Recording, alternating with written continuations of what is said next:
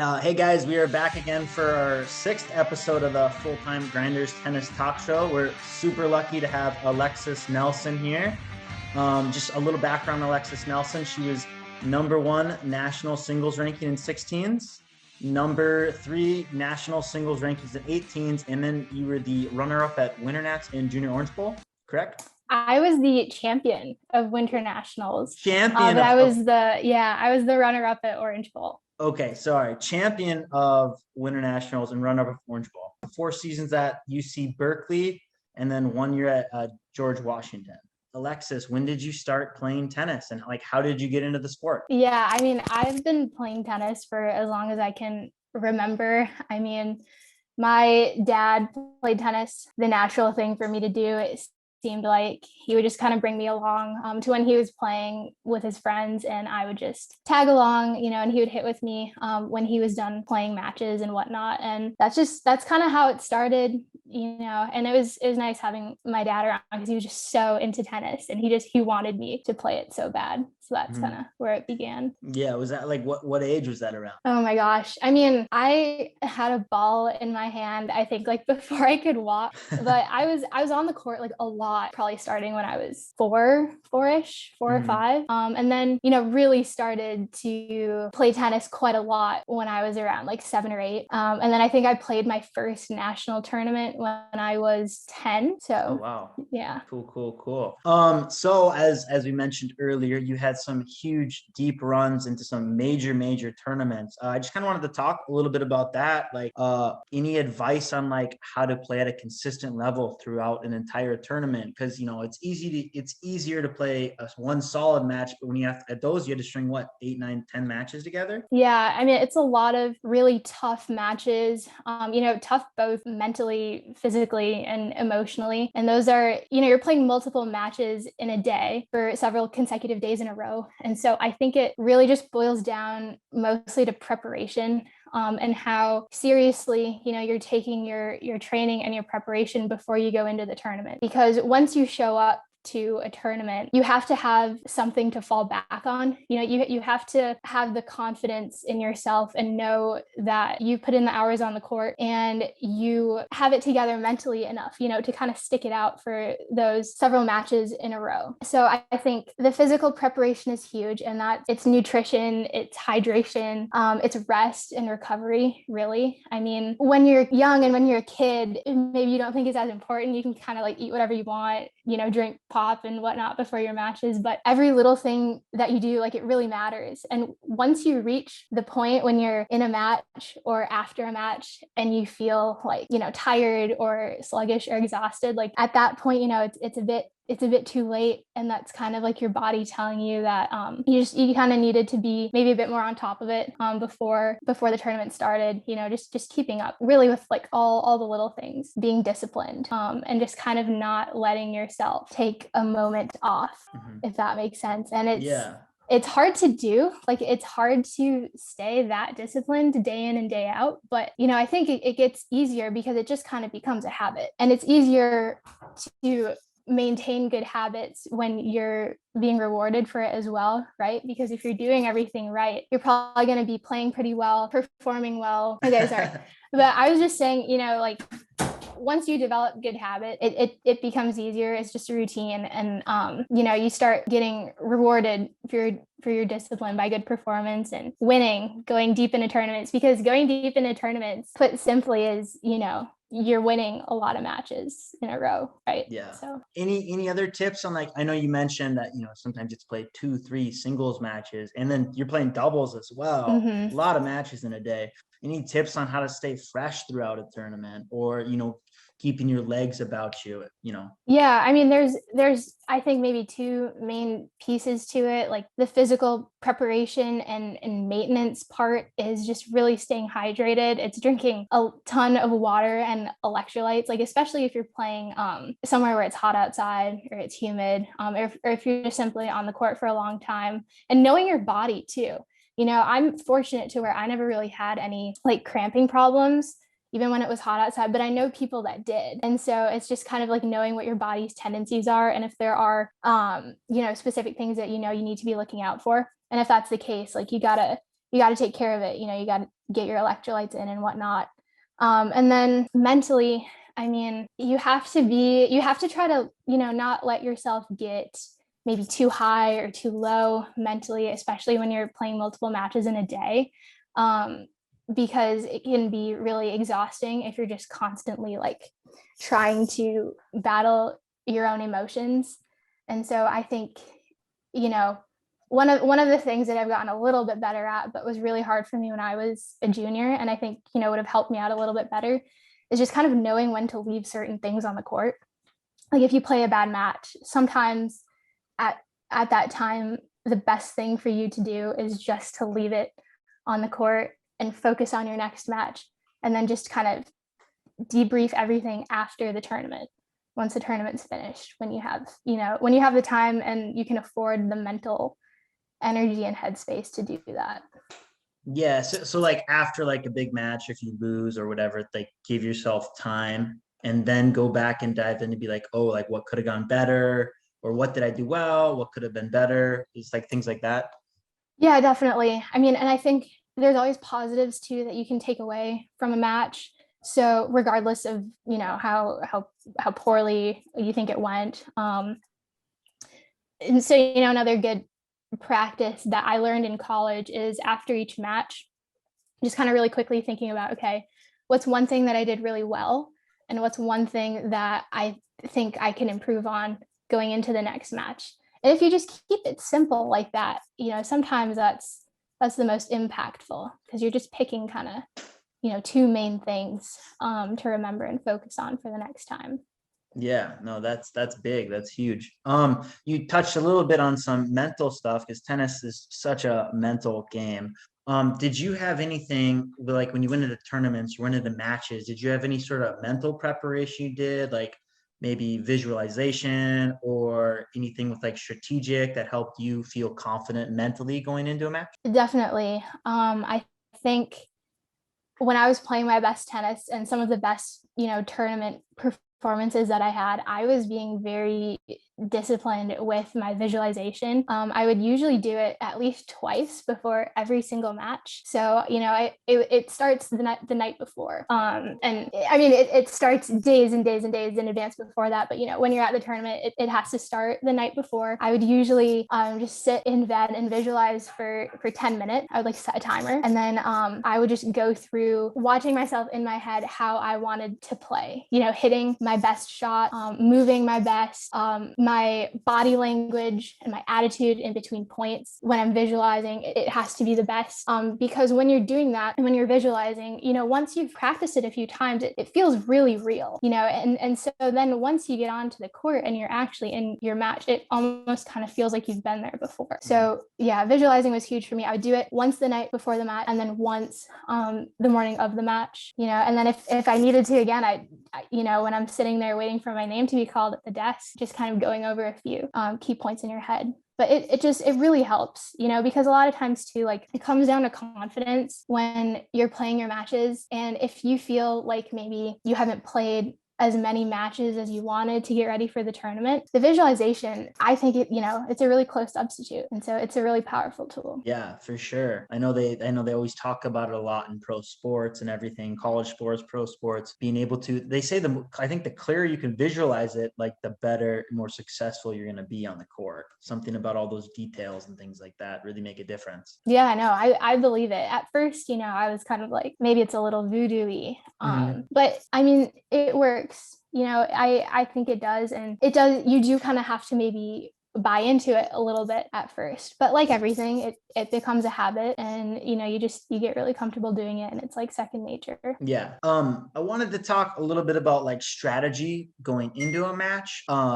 What was like some strategy that you would have kind of set up going into a match, as well as what are some things that you like potentially have to adjust mid-match? Yeah, definitely. I mean, every match is going to be a bit different. And I think you kind of have to realize going into every match that it's kind of unreasonable to expect that you're going to be playing your best So it's important to have, some backup plans, some backup game plans.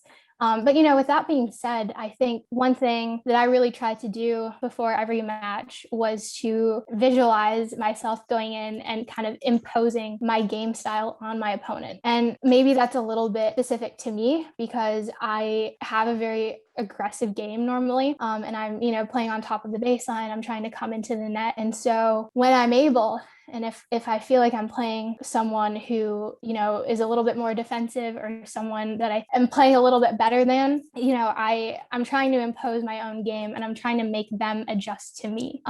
If you can do that, if you can put yourself in a position where you're hitting your best shots all the time, then that's awesome. But, of course, you're going to play people who aren't going to let you do that. And so that's when being able to have a lot of variety in your game is super important because you have to be able to get the ball to your opponent's weakness, right? And every opponent, I think, that there are some like very common weaknesses, like high balls to the backhand, low slices, drop shots, especially for girls. Girls have a lot of trouble like moving forwards and backwards. And so if you have the variety to do that, then it's very beneficial to have all those tools at your disposal to be able to kind of mix up your game when you need to. So I would say, another kind of maybe pro tip is before a lot of my matches, I would make like a little note card and then I would write down like 3 or 4 main bullet points of my strategy. And so the first one was always be aggressive and impose your game. And then the second one was, if I have to get balls up like a little bit higher, a bit more top spin. And then the third, these are very specific strategies, I know. The third was, just like using slices a lot. A lot of people have trouble with low balls. And, I'll say too, like the last thing you want to happen when you get into a match is you spend like 3, 4, 5 games or even the first set just flustered because you don't know what to do. And you feel like your opponent is outplaying you. So that's why, it's important to know that you have a few different maybe game plans that you can try out at any given time and being willing to use them too. Sorry, I know I'm talking a lot, but one thing that I noticed, especially at GW, don't put this in. I was going to say just like one thing that I've noticed among certain people or like certain kinds of players is they will go into a match and they'll play their game. Okay. And even if they, are losing or maybe not playing well, they're okay with losing because they've played their game or they felt like they were true to their game. And while it is important to know who you are as a player, it's also really important, I think, to be able to adapt and troubleshoot and kind of find a way, basically, find a way to get some points on the board and put yourself in the best position possible to win the match. Oh yeah, for sure. I feel like there's a lot of people that do not adjust. Mm-hmm. And there's like no adjustment, and it's like, okay, is it an execution issue, or is it like, is it just a total strategy issue? Or even with the execution, maybe it's like you got to hit balls closer to the middle or whatever it is. Adjust something that you're missing because it's obviously not working. Yeah. I mean, I feel like very rarely, unless you're playing someone that you're way better than, you're going to have to make adjustments in every single match, and it's just kind of like getting better at like recognizing right away when you do have to make an adjustment and not being quite so stubborn about it sometimes. Yeah, no, for sure. I know on the rise lately, we've been focused a lot on the serve +1. Do you have any helpful tips on the serve +1, how you can use your serve or set up your serve to stay ahead in the point? Yeah, serve +1, definitely like 2 of the most important shots in tennis, I think. And so if you are able to serve to a spot where you're putting your opponent in a position where they're most likely going to have to return the ball back to your strength, that's the best case scenario. But in order to do that, you have to be pretty aware of your game and your own strengths and your own capabilities too. Like with your serve, I think you got to be able to consistently hit every target. And that way, kind of no matter who you're playing, you're going to be confident in knowing that you can put the ball anywhere and generate, a weak return or a ball to attack on the next time. And it does depend a bit like on who you're playing. If you're playing someone who just seems to be returning really, really well, you don't want to put too much pressure on yourself with that +1 ball. Like there's no need to be, going for winners and everything, but just focusing on hitting a really high quality ball back, whether it's, right back down, deep down the middle, because it's hard to generate angles from, or, just deep towards their weakness. Yeah. But it's important to practice the serve plus one a lot, like specifically, I think. Yeah, it's huge. It basically starts every point, once the return comes back, that's how you're starting the point, and hopefully staying in a good position, or at least ahead in the point. Next, I kind of wanted to ask you about, what did your off-court and on-court training look like when you were around 14, 15 years old? Yeah, I would honestly say that when I was between like 14 and 16, I think that was when I was spending the most time on the court. And that's just kind of when my training was the most intense. And it's also, kind of when I felt really, really confident in my game at the time too. So definitely the hours on the court definitely helped. And I'd say any given day was probably between 3 to 4 hours of tennis, of just tennis itself. And then with an additional 45 minutes to an hour of strength or conditioning on top of that. And so I would do that, 6 days a week with one day off. And that was like a training week. And to break down maybe the hours on court a little bit more specifically, I was hitting with, people who were considerably better than me. I was hitting with Tony Larson. I was hitting with the Boyers. I was playing tennis, with a lot of boys who were just really pushing me. Physically, they're just stronger than me. It was hard to keep up. And tennis wise, they were just so good. And so it was challenging in multiple ways, but really beneficial. And then making sure too that I was getting in like a lot of match play. So I'd probably do 2 sessions of hitting a day, where one session would kind of be more so just with my dad working on specific shots, specific patterns. And then another session would be much more like live ball focused, a lot of point play, and maybe like specific point situation. And then, the off court stuff too, I think was really instrumental in just like my fitness and just feeling like I could be out on the court in a match just as long as I needed to. Do you want me to like be specific about the kind of physical training I did? It doesn't I have can. maybe not like super specific, but like, I don't know, like lifting, yoga, I don't know, whatever kind of like look like, I guess. Yeah, I get it was a lot of I used to do a lot of like tire pulls and tire sprints with my dad, so a lot of like resistance training.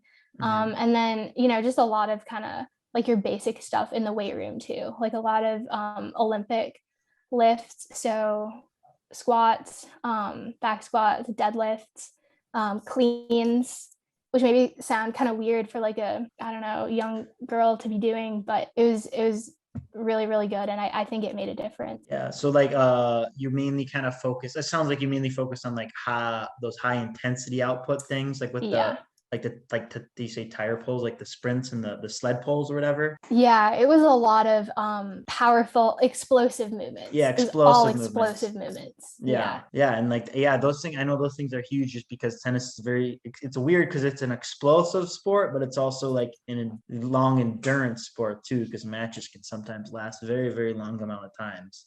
Yeah. And I will say too, just lastly, like with the off-court training and stuff, like when you are doing explosive movements like that, it is important to have someone around who knows what they're doing and can monitor you. So I don't, want the kids to just kind of it's hard to just kind of go out on your own and do stuff like that. Like you have to build up a good foundation first, and then you can really start hitting it hard.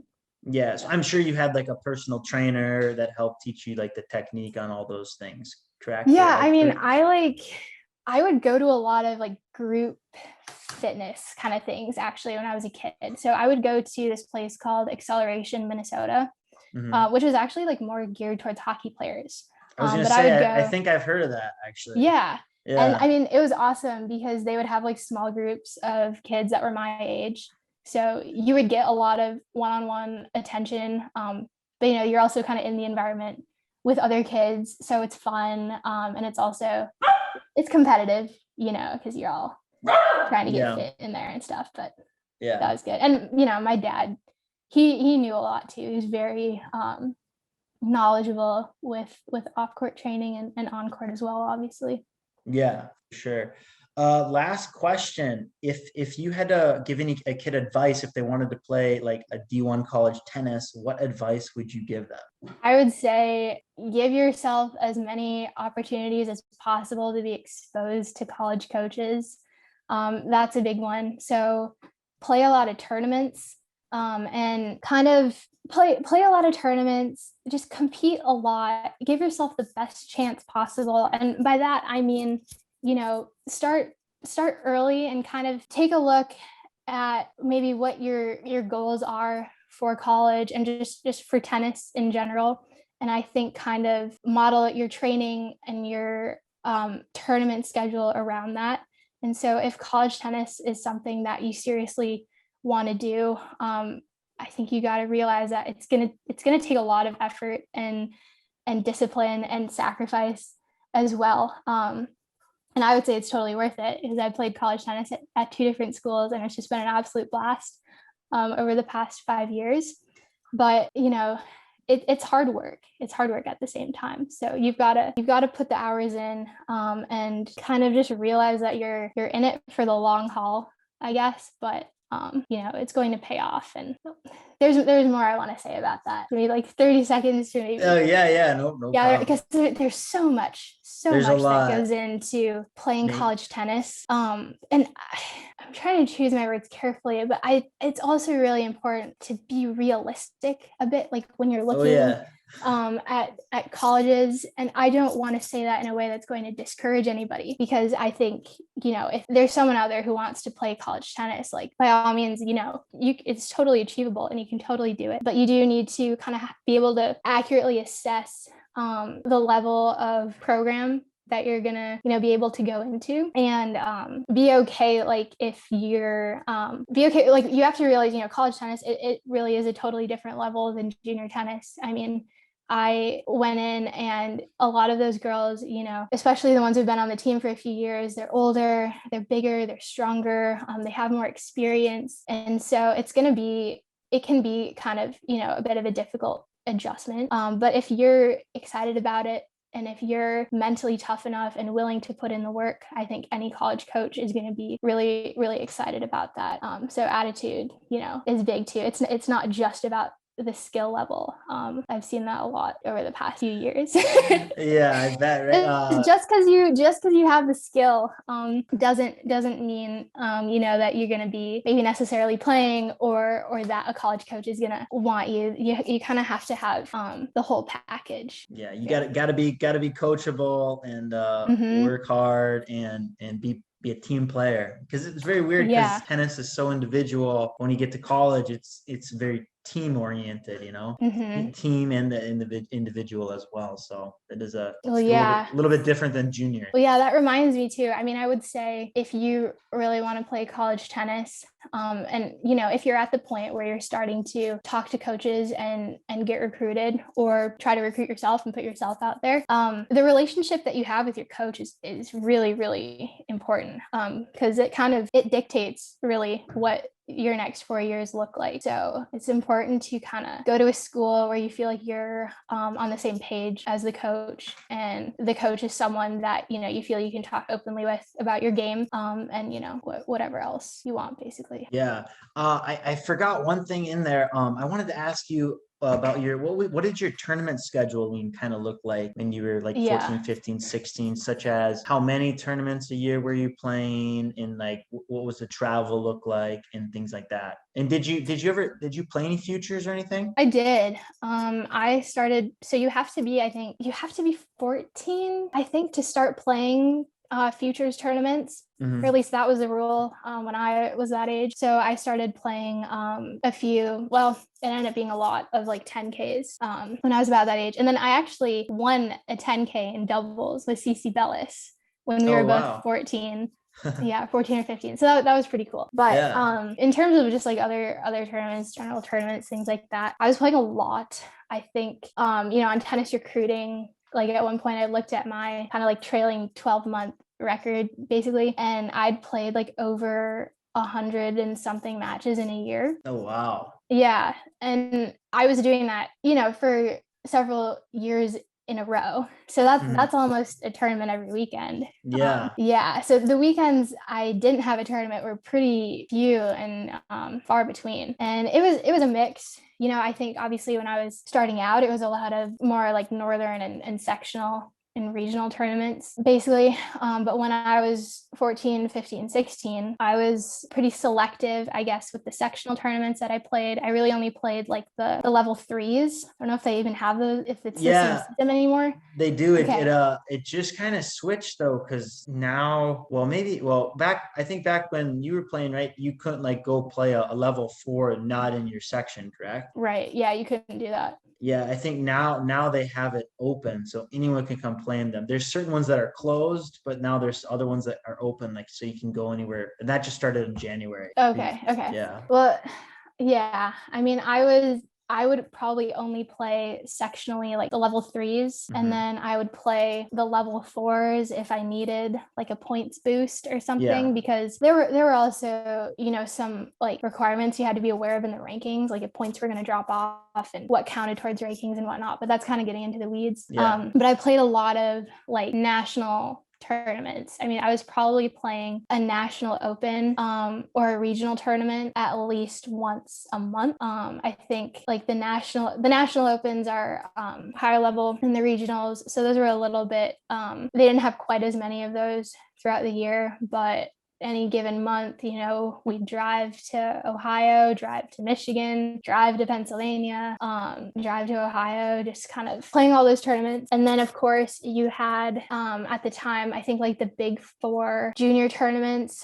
So you had Easter Bowl, hard courts, clay courts, and winter nationals. And I pretty much always played all of those, you know, because that's kind of where you get the opportunity to play the best juniors from around the country. And it's a good opportunity to test yourself and kind of, you know, see what you're made of, see if you can hang with them. So yeah, that's kind of what it looked like. It was a lot of tennis. Yeah, that is a lot of tennis and a lot of tournaments, but also a lot of great experiences. And I'm sure tennis is so small. Like when you're playing those tournaments, you get to know a bunch of people, and I'm sure you stay in contact with some of them and all that. So for sure worth it.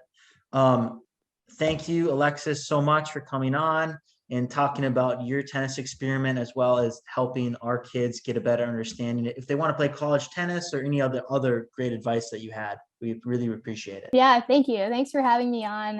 It was a great time. I love talking tennis. And, you know, if any of the kids want to, like if they have, you know, more questions, you can share my email with them and stuff too, if they want to reach out. I don't really mind. All right. Yeah, for sure.